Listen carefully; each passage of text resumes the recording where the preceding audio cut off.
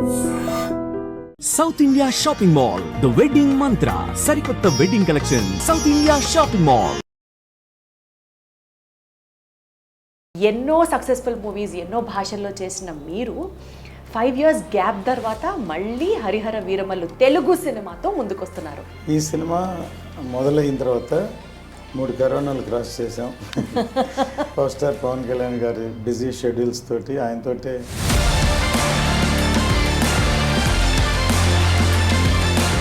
సత్యాగ్రహి నుంచి మళ్ళీ హరిహర వీరమల్లు వరకు కళ్యాణ్ గారితోనే నేను సినిమా చేస్తున్నాను అన్న మీ పట్టుదలని నిజం చేసుకోవడానికి 5 years జర్నీ ఒక ఎగ్జాంపుల్ అన్నారు. అవి ఏమన్నారంటే ఒకవేళ మీరు కలిసి సినిమా చేసి సూపర్ హిట్ అయ్యి ఉంటే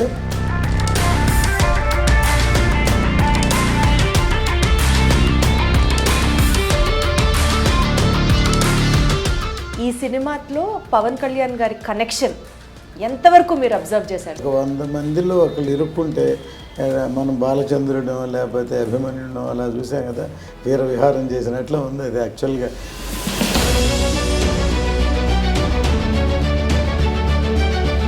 మీకు బాగా toughest challenge being a producer of Hariharam Veeramallu సినిమాకి ఏమనిపించింది సార్? ఏ సిచ్యువేషన్ అనిపించింది? 60 days ఒకే ఒక సీక్వెన్స్. సో అందువల్లే దాంట్లో అంత పవర్ ఉంది. అది ఛాలెంజింగ్ సీన్ అంటారా? అన్ని కెమెరాలతోటి అన్ని రోజులు షూట్ చేసిన అది చూసి ఎడిట్ చేయడానికే 3 months పట్టింది. వా, ఒక్క సీన్ ఎడిట్ చేయడానికి 3 నెలలు.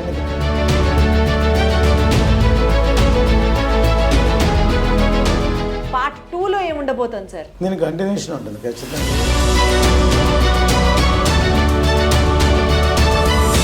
రిస్క్ లాగా అనిపించలేదా సార్? పవన్ కళ్యాణ్ గారి మార్కెట్కి ఇది పెట్టచ్చు ఉండొచ్చు అని మీరు ఒక స్టెప్ ధైర్యంగా వేసారా? మొదటి నుంచి ఒక్కోసారి నాలోనే ఒక వార్ జరుగుతుంది లోపల. బేసిక్లీ నేను ప్రొడ్యూసర్నే, టెక్నీషియన్.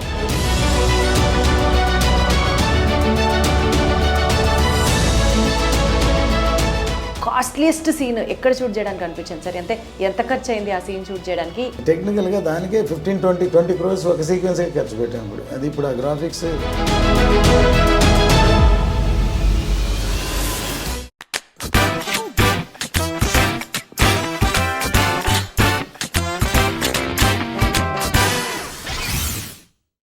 లెజెండరీ ప్రొడ్యూసర్ ఏఎం రత్నం గారు ఈరోజు నా షోలో గెస్ట్గా ఉన్నారు. ఇన్ఫ్యాక్ట్ ఇంటర్వ్యూ చాలా చాలా చాలా స్పెషల్, ఎందుకంటే పవన్ కళ్యాణ్ ఫ్యాన్స్ అందరూ వెయిట్ చేస్తున్నటువంటి cinema Harihara Veeramallu is all ready for release on June 12th. ఈ నేపథ్యంలో ఈ సినిమా గురించి, ఈ సినిమా విశేషాల గురించి ఆయనతో మాట్లాడదాం.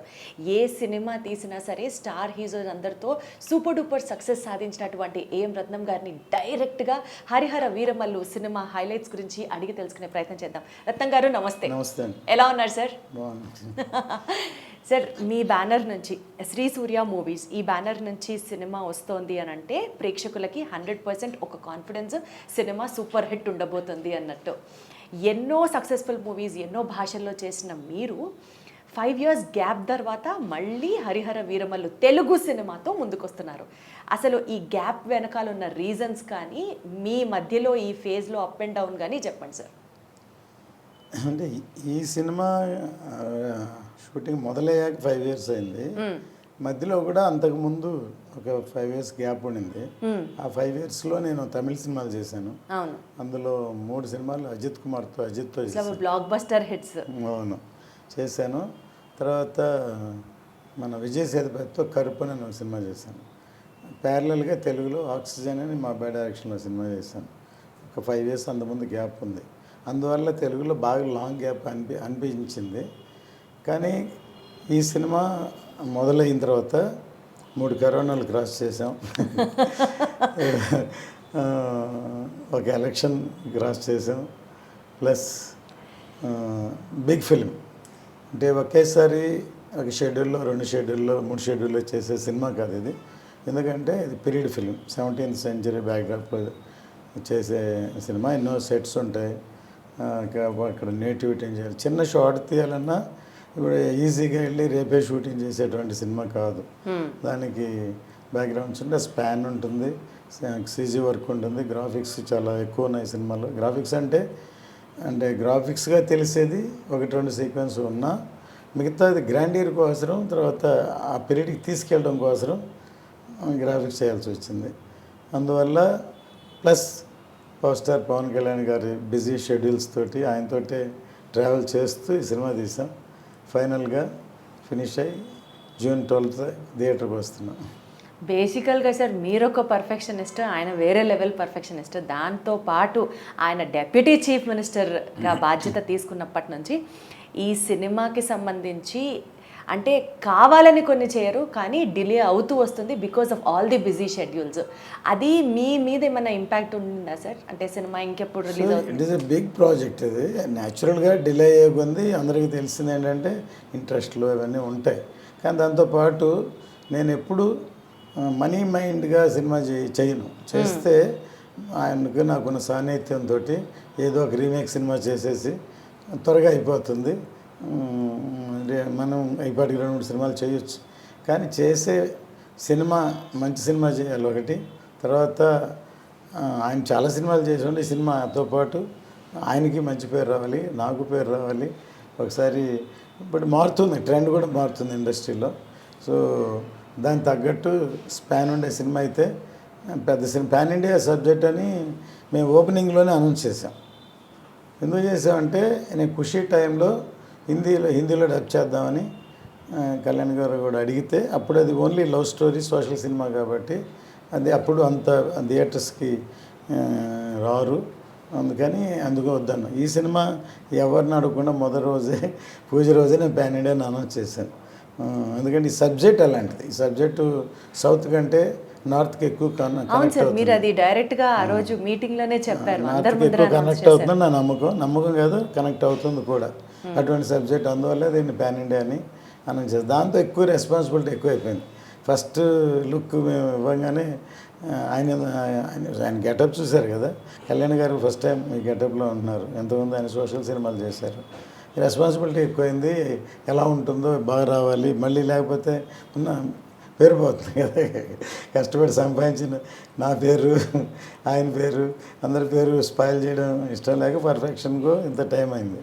బేసికల్గా సార్ మీరు చాలా పర్టికులర్గా ఉన్నారట కదా, కళ్యాణ్ గారితో సినిమా చెయ్యాలి, చేస్తే ఆయనతోనే చెయ్యాలి అని. ఎందుకంటే ఖుషీ సూపర్ హిట్, బంగారం అయిపోయిన తర్వాత సత్యాగ్రహి నుంచి మళ్ళీ హరిహర వీరమల్లు వరకు కళ్యాణ్ గారితోనే నేను సినిమా చేస్తున్నాను అన్న మీ పట్టుదలని నిజం చేసుకోవడానికి 5 years జర్నీ ఒక ఎగ్జాంపుల్ అంటే ఇప్పుడు సత్యాగ్రహి అని ఆయన డైరెక్షన్లో ఏఆర్ రెహమాన్ గారి మ్యూజిక్తో పిసి శ్రీరామ్ కెమెరా అని పెద్ద పూజ చేసి ఆయనే టైటిల్ చెప్పి అనౌన్స్ చేస్తాం. తర్వాత అది జరగల. ఎందుకు జరగలేదంటే ఆయనే డైరెక్టర్, ఆయనే కథ కూర్చోవాలి, కథ చేయాలి. దానికి ముందు జానీ డైరెక్ట్ చేశారు. సో అందువల్ల మేబీ జానీ అందరికి తెలిసింది అన్న కూడా, కానీ సక్సెస్ అవ్వలేదు కాబట్టి ఆయన వద్దనుకున్నారో నాకు తెలియలే. సరే, నాకు ఇప్పుడు లేటెస్ట్గా అనిపించింది ఏంటంటే, నేను మొన్న ఒకసారి కళ్యాణ్ గారిని కలిసినప్పుడు, సార్ నేను అప్పట్లో మిమ్మల్ని కలవలేదు, ఒకవేళ నేను కలిసి ఉంటే ఖచ్చితంగా చేసేవాడిని సార్, నేను ఇవన్నీ చూడండి పెద్ద హిట్ అయి ఉండేది అంటే నవ్వు ఏమన్నారంటే, ఒకవేళ మీరు కలిసి సినిమా చేసి సూపర్ హిట్ అయ్యి ఉంటే నేను అమెరికన్ లాగా సినిమాలే చేసుకుంటూ ఉండేవాడిని, పాలిటిక్స్లోకి వచ్చి ఉండేవాడిని కాదు.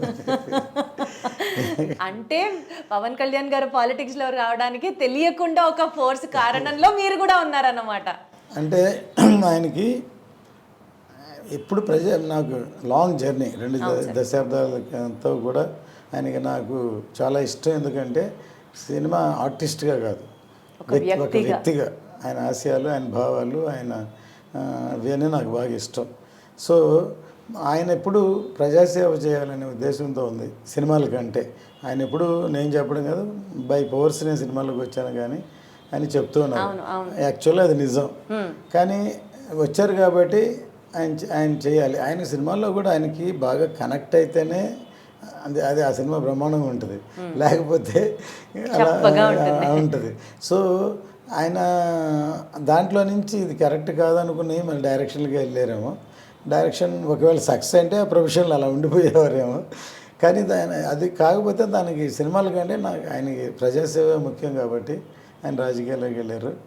అదిగా దాన్ని మాత్రం వదలకుండా పట్టుబట్టి కష్టపడ్డారో నేను వేరే ప్రత్యక్షంగా చెప్పక్కర్లేదు. కానీ ఫైనల్గా అచీవ్ చేశారు.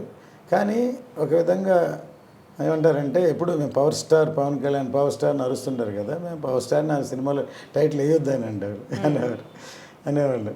సరే ఎందుకంటే పవర్ వస్తే కూడా ఆయన పవర్ అని మనం పవర్ స్టార్ అని అనిపించుకోవడం ఆయనకి పెద్ద ఇష్టం లేదనమాట. మనం ప్రూవ్ చేయాలి, ప్రజాసేవ చేయాలి తప్ప పవర్ స్టార్ అని కాదని. ఆయనకు అలా చెప్పుకుంటూ పోతే ఎన్ని లేవు సార్. పవర్ స్టార్ అన్నది ఆయనకి ఇష్టం లేకపోవచ్చు, కానీ ఇప్పుడు ప్రత్యేకంగా ఎలక్షన్స్ టైంలో పిఠాపురం ఎమ్మెల్యే గారి తాలూకా అన్నది ఎంత ట్రెండ్ అయింది సార్. ఇప్పుడు హరిహర వీరమల్లు గారి తాలూకా అని చెప్పాలి. ఇంకా పవర్ స్టార్ అన్నది ఆయన ఎలివేట్ చేయవద్దు అని అంటే. సార్ బేసికల్గా ఈ సినిమా ఇందాక మీరు అన్నట్లు ఆయన గనక ఫిక్స్ అయితే కనెక్ట్ అయితే వేరే లెవెల్ ఉంటుంది అన్నది. ఈ సినిమాలో పవన్ కళ్యాణ్ గారి కనెక్షన్ ఎంతవరకు మీరు అబ్జర్వ్ చేశారు? నిన్న ఒక సాంగ్ రిలీజ్ అయింది, చూసి ఉంటారు. దాంట్లో కొన్ని చిన్న క్లిప్స్ ఉన్నాయి. దాన్ని చూసి ఉంటే ఆయన ఎంత కనెక్ట్ అయ్యారు, విజృంభించి అలా చేశారు, అది దాన్ని బట్టి అర్థమవుతుంది. అంటే మీ అసెస్మెంట్ సార్, మీరు ఇంకా క్లోజ్గా ట్రావెల్ చేశారు, మీరు ఇంకా దగ్గరగా చూస్తారు కాబట్టి. అదే చెప్తున్నాను, అది అసలు ఒక సినిమాటిక్ ఫైట్లా లేదు. అంటే రియల్గా ప్రాణం పెట్టి చేసినట్లే కాదు. ఒక 100 మందిలో ఒకళ్ళు ఇరుక్కుంటే మనం బాలచంద్రుడు లేకపోతే అభిమన్యుడు అలా చూసాం కదా, వీర విహారం చేసినట్లు ఉంది అది యాక్చువల్గా. అంటే ఒక రియల్గా ఒక అట్లాంటి ఒక 100 మంది అటాక్ మధ్యలో ఇరుక్కుంటే దాన్ని ఎలాగ ప్రాణాన్ని తెగించి పోరాడతాడు, అలాగ రియల్గా ఉందన్నమాట సీక్వెన్స్. అందువల్లే అంత ఇంపాక్ట్ ఉంది సాంగ్. దాని తగ్గట్టు లిరిక్స్, దాని తగ్గట్టు కైరవాణి గారి మ్యూజిక్ అసలు ఎంత ఫాస్ట్గా ఉందో నేను చూసారు, ట్రెండింగ్గా ఉంది అసలు సార్. పవన్ కళ్యాణ్ గారిది ఒక్క బజ్ రావాలి కానీ అది ట్రెండింగ్ అయిపోతుంది అంతే. అంత క్రేజ్ ఆయనకి, అంత ఫాలోయింగ్ ఆయనకి. బేసికల్గా సార్ యాజ్ అ ప్రొడ్యూసర్ ఈ ప్రాజెక్ట్ విషయంలో డ్యూరేషన్ కావచ్చు, ఇన్ని ఇయర్స్ ట్రావెల్ చేయడం కావచ్చు, అప్స్ అండ్ డౌన్స్ కావచ్చు, మీకు బాగా toughest challenge being a producer of Hariharam Veeramallu సినిమాకి ఏమనిపించింది సార్? ఏ సిచ్యువేషన్ అనిపించింది? నాకు ఇది లాంగ్ జర్నీ అందరికీ తెలిసిందే. ఎందుకంటే మధ్యలో కరోనా వచ్చినప్పుడు అందరం అసలు ఇక్కడ లేవు, కనెక్షనే లేదు ఎక్కడ. మళ్ళీ సెకండ్ కరోనాలో అప్పుడు కళ్యాణ్ గారు కూడా కరోనా వచ్చింది, ఆయన బాగా ఫేస్ చేశారు. చాలామంది ఆయన రికవర్ అవ్వాలని మేము అనుకున్నాం, టైం పట్టింది. రికవర్ అయిన తర్వాత అప్పుడు భీమ్లా నాయక్ హరిహర వీరమల్లు 2 ప్యారలల్గా చేస్తున్నారు. అప్పుడు ఆఫ్టర్ కోవిడ్ అంత ఇమ్మీడియట్ రికవర్ ముందు ఒక సినిమాని ఫినిష్ చేసి దాని ముందు అది రిలీజ్ చేద్దాం, తర్వాత చాలా టైం బట్టి తర్వాత మా షూటింగ్ వచ్చారు. వచ్చిన ఆ సీక్వెన్స్ తోటి అసలు అప్పుడే సినిమా అయిపోవాలి, కానీ ఆ సీక్వెన్స్ చాలా ఇంపార్టెంట్. అది దాదాపు 60 డేస్ చేసాం, అందులో దాదాపు 45-50 డేస్ కళ్యాణ్ గారు ఉన్నారు ఒకే సీక్వెన్స్. ఇంతవరకు మేబీ హిస్టరీ అవ్వచ్చు. ఒక సీక్వెన్స్ ఒక క్లైమాక్స్ చేసిన 10 రోజులు 15 రోజులు చేస్తాం, 60 డేస్ ఒకే ఒక సీక్వెన్స్. సో అందువల్లే దాంట్లో అంత పవర్ ఉంది. మేబీ అక్కడ రామోజీలో షూట్ చేస్తే అక్కడ ఒక హిల్ ఉంది, 4:30కి లైట్ పోద్ది, 4:30 సాయంత్రానికి 4:30కి. జనరల్గా 4:30 to 6 ఒక సాఫ్ట్ లైట్ ఉంటుంది. అప్పుడు బాగా ఫాస్ట్గా హార్ష్గా ఉన్నప్పుడు అందరూ టైర్ చేయలేరు, ఎక్కువ వర్క్ జరుగుతుంది. అలాగే అన్ని రోజుల్లో డైలీ 1.5 hours 2 hours పోతే అది 50 రోజుల్లో అదో 15 రోజులు 20 రోజులు పోయినట్టే లెక్క. అంతే అంతే. అంటే అటువంటి లొకేషన్ మేము చూస్ చేసాం, అక్కడ ఒక టాప్ హిల్లో ఉండాలని అవుట్డోర్. సో అందువల్ల బాగా టైం పట్టింది. అది ఛాలెంజింగ్ సీన్ అంటారా? ఛాలెంజింగ్ అని కాదు, దాన్ని బాగా కష్టపడి డీటెయిలింగ్గా తీయాల్సిన సీన్ అది. అది అంత కష్టపడినందుకు దాన్ని అన్ని కెమెరాలతోటి అన్ని రోజులు షూట్ చేసిన అది చూసి ఎడిట్ చేయడానికే 3 months పట్టింది. ఒక్క సీన్ ఎడిట్ చేయడానికి 3 నెలలు. అన్ని కెమెరాలు ఉన్నాయి, అన్ని షాట్లు ఉన్నాయి, అంత ఉంది. దాన్ని అన్ని చూడాలి, సెలెక్ట్ చేయాలి, దాన్ని చేస్తేనే ఒక గ్రిప్ రావాలి కదా ఆ సీక్వెన్స్కి. 5 ఏళ్ళు ఎందుకు పట్టిందో ఇప్పుడు అర్థమవుతుంది సార్ మాకు.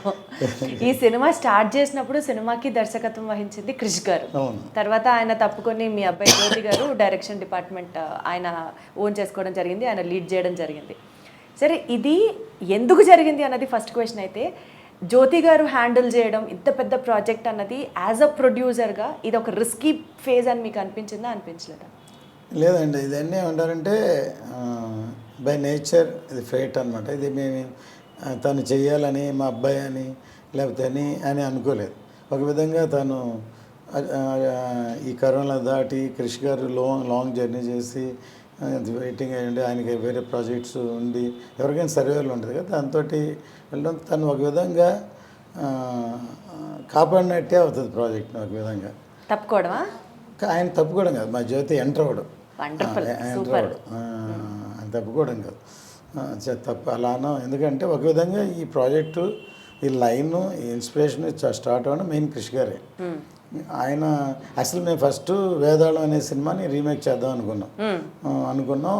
అప్పుడు ఫస్ట్ ఒక డైరెక్టర్ గారు సరే కుదరలేదు. తర్వాత ఫస్ట్ ఎలక్షన్ వచ్చింది.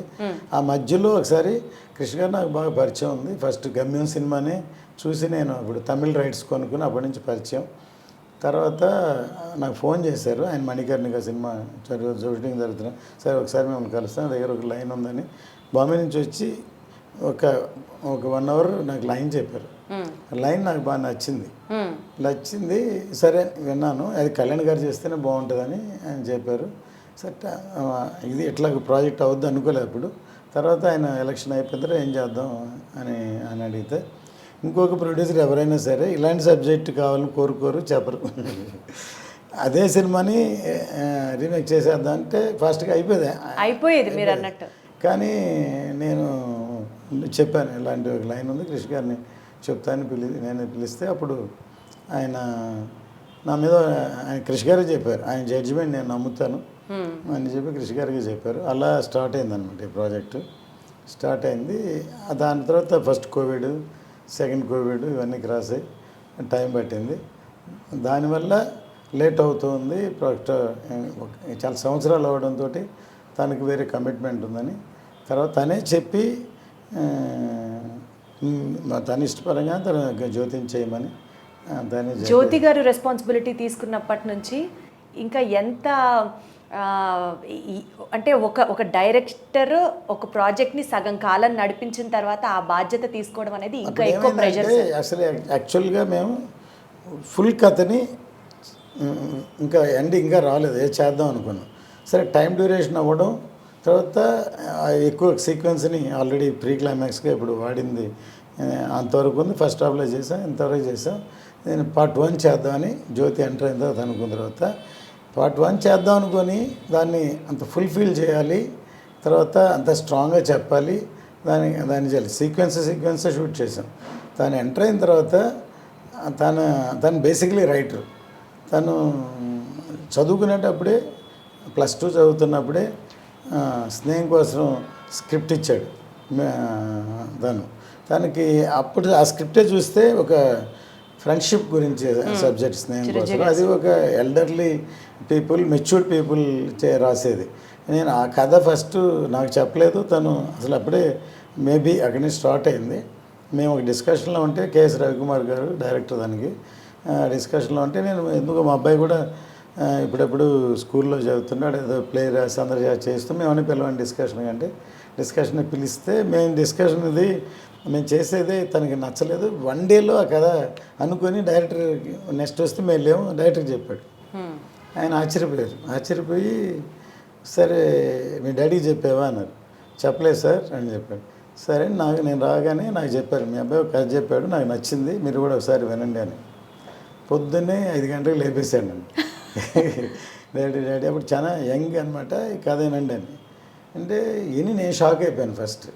ఎందుకంటే ఒక చిన్న కుర్రాడు +2 చదువుతున్నాడు, లవ్ స్టోరీ లేకపోతే యూత్ స్టోరీ చెప్తారు, కానీ అంత మెచ్యూర్డ్ నీకు ఎలా వచ్చింది ఐడియా అని అడిగాను.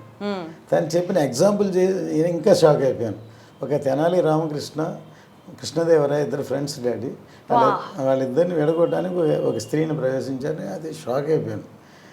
సరే ఓకే, దానికి ఒక ఫ్లాష్ బ్యాక్ క్రియేట్ చేసి ఇది ఎలా చేశాను. ఇన్స్పిరేషన్ నాకు డైరెక్టర్ శంకర్ గారు, ఆయన కథని దాచి జెంటిల్మెన్లో మొత్తం కథ చెప్పి తర్వాత ఫ్లాష్ బ్యాక్ ఏంటని చెప్పారు. అది చెప్పాను, షాక్ అయిపోయి నవ్వి నేను డైరెక్టర్తో నచ్చిందని చెప్పాను. ఫస్ట్ దాంట్లో మెయిన్ శరత్ కుమార్, శివాజీ గణేషన్ గారు అని డిసైడ్ అయ్యి ఆయనకి అడ్వాన్స్ కూడా ఇచ్చాం. ఆ తర్వాత అది జరగలేదు, ప్రాజెక్టే డ్రాప్ చేద్దాం అనుకున్నా. తర్వాత కేసీఆర్ కుమార్, విజయ్ కుమార్తో చేద్దామని అలాగే మొదలై టైంలో చేసాం. ఇది ఎందుకు చెప్తున్నా అంటే తను ఇంతవరకు చేసిన అవకాశాలు 1-2 లవ్ స్టోరీలు చేశారు. ఇంత పెద్ద హీరోతోటి ఇటువంటి మెచ్యూర్డ్ సబ్జెక్టు తనకి దొరకడం ఒక అవకాశం, లేకపోతే దాన్ని ప్రూవ్ పోతున్నాడు అని చెప్పచ్చు. Definitely sir. పోతున్నాడు అని చెప్పచ్చు. ప్లస్ ఇది కథ ఒక పరంగా ఒక పైగా అయితే టెక్నాలజీ ఏంటంటే మా బ్యానరే ఇవాళ సీజీ గ్రాఫిక్స్ అనేది ఇండియన్ స్క్రీన్లో తీసుకొచ్చిందే మేము భారతీయుడు అప్పుడు హాంకాంగ్లో చేసాం. అప్పుడు వెంకీ అని ఒక ఆయన కోఆర్డినేటర్ శంకర్ గారు, ఆయన ద్వారా ఆయనతో చేసాం. ఆ తర్వాత ఇండియన్ ఆర్టిస్ట్ అని వాళ్ళని మేము చిన్న చిన్న వర్క్లు ఇచ్చి మా కంపెనీ మేమే డెవలప్ చేసాం. వాళ్ళని నేను మన శ్రీనివాసన్ కమల్ ఖండాన్ని వెళ్ళిన శంకర్ గారికి పరిచయం చేశాను. ఎందుకంటే ఆయన ఇప్పుడు హాలీవుడ్ ఫారిన్ సార్ వీళ్ళు చాలా బాగా చేస్తారు సార్ ప్లీజ్ అని మా బాయ్స్ సినిమాలో వాళ్ళకి వెబ్సైట్ ఆయన బాగా నచ్చేసి అక్కడి నుంచి శంకర్ గారితో ట్రావెల్ చేయడం మొదలు పెడితే అక్కడి నుంచి రాజమౌళి గారు మగధీర అక్కడి నుంచి ఇక్కడికి అడాప్ట్ అయ్యారు.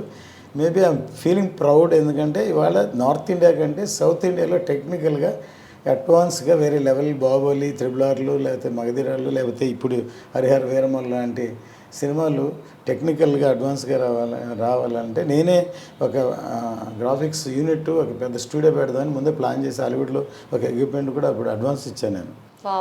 ఏమన్నా విజన్ సార్. కానీ అది జరగలేదు. కానీ ఇప్పుడు చెప్తున్న ఈ సినిమా తర్వాత ఒక ఫిలిం ఇన్స్టిట్యూట్ ప్లస్ ఒక స్టూడియో ఒక గ్రాండ్ లెవెల్గా ఫ్యూచర్ టెక్నాలజీ వచ్చేటట్టు చేయాలని, అంటే ఫుల్ టైం దాంట్లోనే ఉండి చేయాలని ఒక అంబిషన్. అది మేబీ జరుగుతుందో జరగదో, బట్ మై అంబిషన్ అనమాట. ఒక స్టెప్ అయితే, ఒక ఆలోచన ఫిక్స్ చేయడంతో అయితే ఒక ఇనిషియేషన్ స్టార్ట్ అయిందనే చెప్పచ్చు.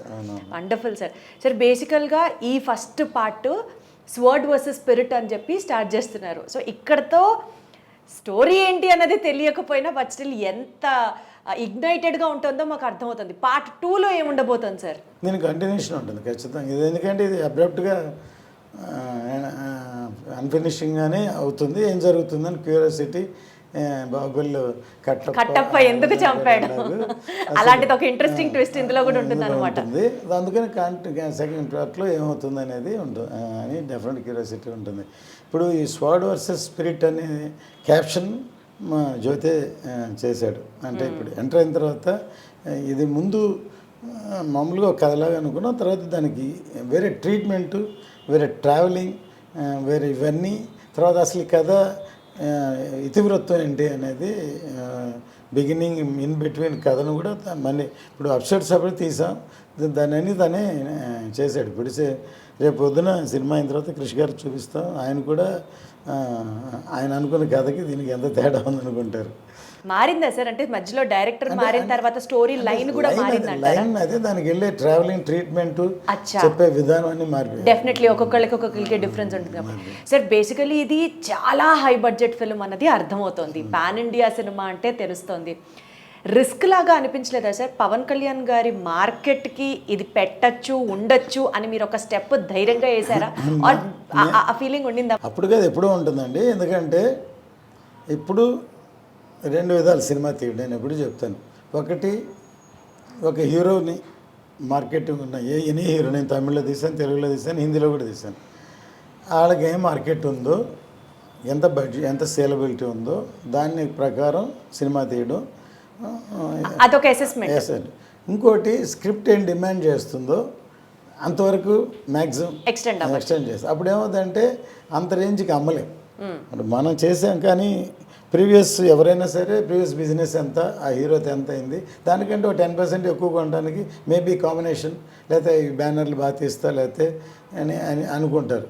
కానీ మనం దాన్ని మించి ఖర్చు పెడితే అది నిలబెట్టి దాన్ని ఇప్పుడు దాకా అది బాగుంటుందని మన రేపొద్దున ట్రైలర్స్ ఇవన్నీ ఆ కలరంతో వచ్చే నమ్మకం క్రియేట్ చేశాక బిజినెస్ చేయాలి. నేను ఫస్ట్ టైం సౌత్ ఇండియాలో, అంతకుముందు అవుట్రేట్ ఆర్ డిస్ట్రిబ్యూషన్ ఈ రెండే ఉండేవి. మన తమిళ్లో కానీ తెలుగు కానీ సౌత్ ఇండియాలో డిస్ట్రిబ్యూషన్ కానీ అవుట్రేట్ కానీ. ఫస్ట్ ఎంజీ అని తీసుకొచ్చింది సౌత్ ఇండియాలో. నేను హిందీ సినిమా చూస్తే ఎందుకు ఎంజీ తీసుకొచ్చా అంటే, మనం బాగా ఖర్చు పెట్టి సినిమా తీస్తాం, అంత రేంజ్కి అమ్మలేము. కానీ సినిమా రిలీజ్ అయ్యాక, హిట్ అయ్యాక, వాళ్ళ బయర్కి వాళ్ళ డబ్బులు వాళ్ళకి వచ్చాక, కమిషన్ వర్కౌట్ అయ్యాక వచ్చాక 50-50 అని ఎంజే తీసుకొచ్చాను. ఆ తర్వాత మన తెలుగులో ఇంకొక అడ్వాన్స్గా నేను చేయలేదు, ఎన్ఆర్ఐ వరకు వెళ్ళింది. ఎందుకంటే నాన్ రికవరబుల్ అడ్వాన్స్ కింద డిస్ట్రిబ్యూషన్కు ఇంకొక పరిమాణం. డిస్ట్రిబ్యూషన్ అంటే రిస్క్ ప్రొడ్యూసర్స్ ఫేస్ చేయాలి, ఎన్ఆర్ అయితే ఫేస్ చేయరు, సక్సెస్ అయితే ఓన్లీ కమిషన్ అని, నాన్ రికవరబుల్ అడ్వాన్స్. కానీ అది ఎందుకంటే వాల్యూమ్ పెరిగిపోయింది బాగా, లక్షల్లో ఉంది, కోట్లకి వెళ్ళి 100 కోట్లకి వెళ్ళిపోయింది. సో అలాగే 20% కమిషన్ వస్తేనే that is it self recovery అయిపోయినట్టే లెక్క. రికవర్ అయిన తర్వాత ప్రాఫిట్ వచ్చేసినట్టే. అందుకని ఎన్ఆర్ఐ తెలుగు, మళ్ళీ తమిళ్లో కూడా ఎన్ఆర్ఐ లేదు, ఓన్లీ తెలుగులో ఉంది. సో ఎందుకంటే నేను హై బడ్జెట్లో మొదటి నుంచి ఒక్కోసారి నాలోనే ఒక వార్ జరుగుతుంది లోపల. బేసిక్లీ నేను ప్రొడ్యూసర్నా టెక్నీషియన్, ఫైనల్గా టెక్నీషియన్ని ప్రొడ్యూసర్ని డామినేట్ చేస్తున్నాను. ఎందుకంటే ఒక సీక్వెన్స్ చేస్తున్నా, దీనికి ఇంత బడ్జెట్ ఎంతైనా ఉంటుంది, ఎంతైనా బట్టి ఇంతే అనుకొని చేయాలి, కానీ బాగా రావాలని దాన్ని మించి ఇంకొంచెం పెడితే బాగుండు అని అనిపిస్తుంది. కొంచెం పెడుతుంది, బాగా రావాలి. ఇప్పుడు ప్రస్తుతం ఇక్కడ కానీ తమిళనాడులో మా బావమరిది ఉన్నారు, రఘురామన్, తన ప్రొడక్షన్ చూస్తాడు. ఇక్కడే మా బ్రదర్ దయాకరన్ తను చూస్తాడు. వాళ్ళేమో మనకేం పని లేదు, ఎందుకని నువ్వు అట్లా పెంచుకుంటూ పోతే లాస్ట్కి ఎక్కడికి వెళ్తా అని అంటూనే ఉంటారు. తర్వాత లాంగ్ ప్రొడక్షన్ అవ్వడం వల్ల మనం ఖర్చు పెట్టిన దానికంటే బేసిక్ ఇంట్రెస్ట్లు ఇవన్నీ ఏ ప్రాజెక్ట్కైనా అన్ని క్యాలిక్యులేట్ చేయాలి. కానీ నేను అవన్నీ చూస్తే భయం వేస్తుంది, ఇలాంటి సినిమాలు తీలేమన్నమాట. చేసుకుంటే వెళ్తే తర్వాత చూద్దాం అనే పద్ధతే ఉంది. సో ఎక్కడ అసలు కాంప్రమైజ్ లేకుండా సినిమా తీశారు, ప్రతిదీ ఒక ఆర్ట్ లెవెల్లో ప్రజెంట్ చేశారన్నది అర్థమవుతుంది. ఈ సినిమాలో కాస్ట్లీయెస్ట్ సీన్ ఎక్కడ షూట్ చేయడానికి అనిపించింది సార్? ఎంత ఖర్చు అయింది ఆ సీన్ షూట్ చేయడానికి? ఏది కాస్ట్లీయెస్ట్ సీన్? ఇప్పుడు ఇవన్నీ అయిపోయిన తర్వాత ఇప్పుడు ఆల్మోస్ట్ క్లైమాక్సే ఇప్పుడు మీరు చూసి తీసింది. కానీ మేము జ్యోతి ఎంటర్ అయిన తర్వాత ఇంకో కొసమెరుపులాగా ఇంకోటి పెడదాం అనుకున్నారు. అది టెక్నికల్గా అడ్వాన్స్గా ఉంటుంది.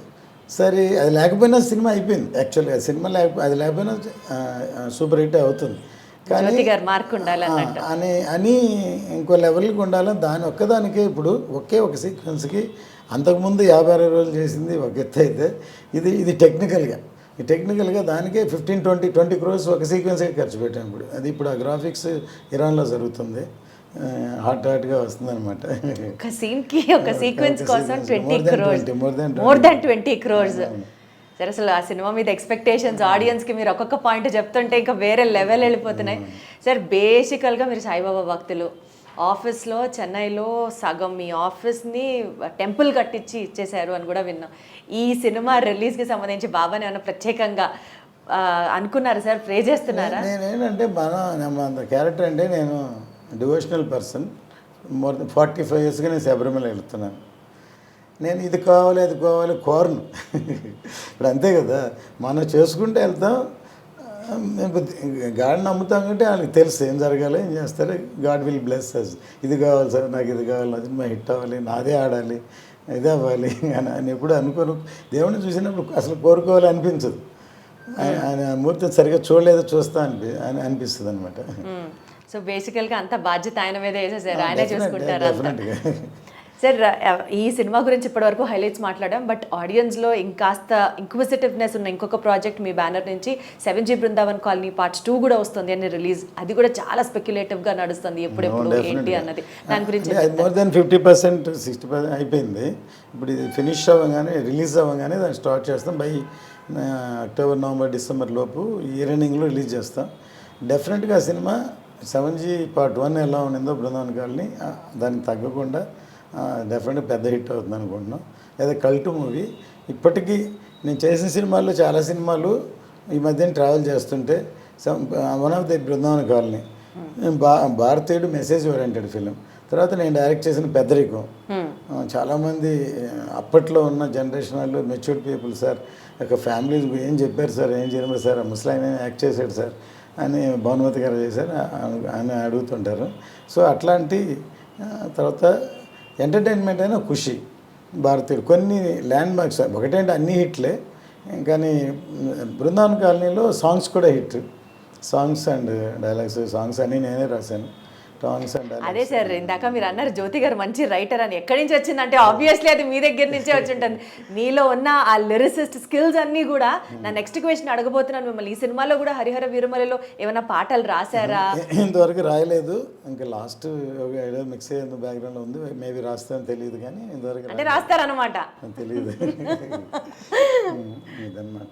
Wonderful sir, super. Looking forward ఈ సినిమా రిలీజ్ కోసం. పవన్ కళ్యాణ్ గారి ఫ్యాన్స్ అందరూ వీరాభిమానులందరూ ఆయనని ఎలా చూపించారా ఈ సినిమాలో, ఏముండబోతుందా అన్న ఒక ఎంతూసియాజంతో, ఒక ఎక్సైట్మెంట్తో వీఆర్ ఆల్ లుకింగ్ ఫార్వర్డ్. ఈ సినిమా సూపర్ సక్సెస్ అవ్వాలని మనస్ఫూర్తిగా కోరుకుంటున్నాం సార్. బిజినెస్ ఇప్పటివరకు ఎట్లా జరిగింది సార్? బిజినెస్ ఇక్కడి నుంచే స్టార్ట్ చేస్తాం. ఇప్పటి నుంచే స్టార్ట్ చేయాలనుకుంటున్నారా? ఎందుకంటే డెఫినెట్గా ఇది అభిమానులకి ఒక పండగలా ఉంటుంది అనుకుంటున్నాను నేను. రిలీజ్ రోజు థియేటర్స్ దగ్గర పండగ వాతావరణం డెఫినెట్గా ఉంటుంది. అట్లాగే ఏదైనా కొంచెం లీక్ చేయండి సార్, పవన్ కళ్యాణ్ గారిని ఆ హైలైట్స్ ఆయన్ని చూపించిన విధానంలో ఫ్యాన్స్కి కొంచెం. పిక్చర్ స్టార్ట్ అయిన దగ్గర నుంచి ఒక ఒక 2-3 సీక్వెన్స్ వాళ్ళకి 2-3 చోట్ల డెఫినెట్ క్లాప్స్ కొడతారు. ఆయన ఇంట్రడక్షన్ కానీ ఒక చైల్డ్ ఎపిసోడ్ కానీ అన్నిటికీ క్లాప్స్ కొడతారు. తర్వాత ఈవెన్ ప్రీ క్లైమాక్స్ కానీ అవన్నీ అన్నిటికీ డెఫినెట్గా వాళ్ళకి ఒక ఆనందాన్ని కలిగించే లెవెల్లో సినిమా ఉంటుంది డెఫినెట్గా. All the very best sir, more power to you. Cinema block buster అయిపోయింది అని ఎక్స్పెక్ట్ చేస్తున్నామేమో, అదే ఎక్స్పెక్టేషన్లో ఉన్నాం. And wish you all the very best sir. Thank you so much. అంటే కష్టే ఫలి అంటారు కదా, మనం ఎంత కష్టపడితే అంత ఫలితం ఉంటుంది. సో అది ఈ సినిమా విషయంలో అది గ్యారంటీగా ఫలిస్తుంది అనుకుంటున్నాను. తథాస్తు జరగాలని కోరుకుంటూ thank you so much sir. నమస్తే. Thank you.